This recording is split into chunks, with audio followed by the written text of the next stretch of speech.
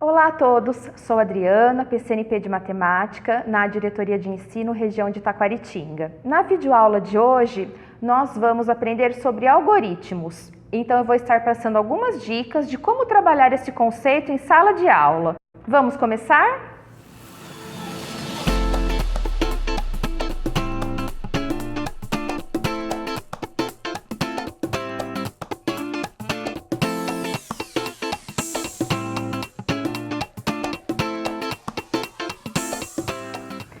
A abordagem de algoritmos, aqui para nós, ela vai vir direcionada à resolução de problemas, ou seja, ordenar o pensamento do aluno comparando com o pensamento computacional, ou seja, a execução passo a passo de algo que o aluno vai fazer. Algoritmos: sequência lógica com início, meio e fim, com instruções passo a passo de uma tarefa a ser executada. Não responde à pergunta o que fazer, mas sim como fazer. É uma sequência lógica, finita e definida de instruções que devem ser seguidas para resolver um problema ou executar uma tarefa. Quando inserimos este conceito, estamos levando em conta com que o nosso aluno pense, com que ele ordene o pensamento e tenha um início, meio e fim no que ele for fazer. No cotidiano, o aluno ele acaba usando o algoritmo sem perceber, por exemplo, ao executar a receita de um bolo. Então, numa ação talvez rotineira, quando ele faz um bolo, ele tem uma ordem para seguir. Ele precisa organizar seu pensamento para que dê certo, né? Para que ele tenha um produto final, ou seja, início, meio e fim. Aqueça o forno, unte uma forma redonda. Numa tigela, bata 75 gramas de manteiga, 250 gramas de açúcar até ficar cremoso, junte 4 ovos, 100 gramas de chocolate derretido, 250 gramas de farinha, coloque a massa na forma, leve ao forno durante 40 minutos. Falando em pensamento lógico e ordenado, trago mais algumas dicas para vocês estarem explorando junto aos alunos em sala de aula, exemplos de ações do dia a dia para que ele consiga enxergar essa ordenação de início, meio e fim.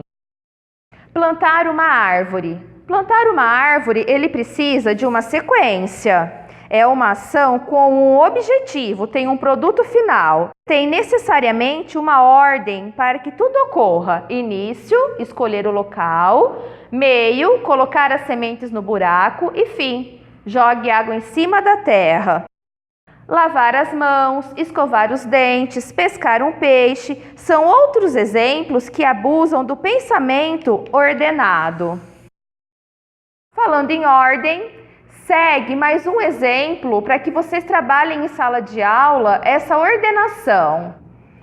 Nesta atividade, o objetivo é encontrar o menor caminho entre o ponto inicial, personagem 1, e o ponto final, personagem 2. Aqui ao lado já temos os personagens definidos como inicial e final.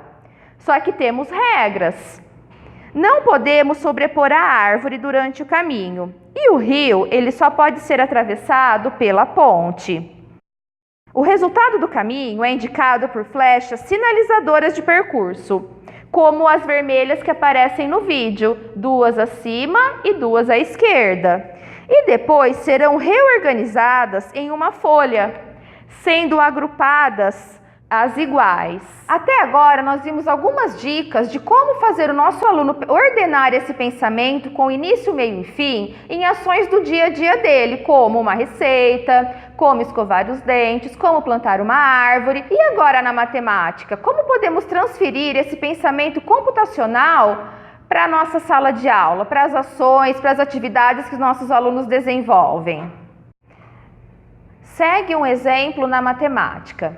Verificar se um número qualquer é par. 1. Número. 2. Divisão do número por 2. 3. Resto da divisão. Se for 0, a resposta é sim, então o número é par. Se o resto da divisão for diferente de 0, a resposta é não, então o número é ímpar.